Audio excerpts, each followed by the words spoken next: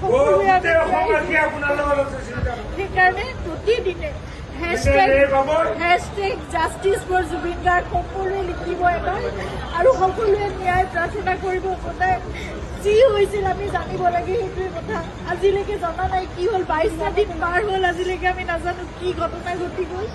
কিন্তু আপোনালোকে সকলোৱে লিখিব, আপোনালোকৰ ছ'চিয়েল মিডিয়া আছে, এখন যুদ্ধৰ আমাৰ সকলোৱে এখন হাতত প্লেটফৰ্ম আছে, সকলোৱে সেই প্ৰাৰ্থনা কৰাৰ লগতে আপোনালোকে জাষ্টিছ বিচাৰিব লাগিব। সেইকাৰণে আমি খুব ধৈৰ্যৰে আমি অপেক্ষা কৰি আছোঁ, কিন্তু সেই ন্যায় আমি পাব লাগিব। সেইকাৰণে সেই যুঁজখনত আমি সদায় ব্ৰতী হৈ থাকিব লাগিব। আপোনালোকক প্ৰাৰ্থনা জনাইছোঁ, হেশটেগ জাষ্টিছ ফৰ জুবিন গাৰ্গ সদায় লিখিব, আপোনালোকে সদায় লিখিব, সদায় দাবী কৰিব, সদায় অনুৰোধ কৰিব, সদায় প্ৰাৰ্থনা কৰিব। কিন্তু আমি কোনো অশান্তি বিচৰা নাই, শান্তিপূৰ্ণভাৱে যাতে ন্যায় ব্যৱস্থাই আমাক সেইখিনি ন্যায় দিয়ে, সেয়াই প্ৰাৰ্থনা কৰিছোঁ।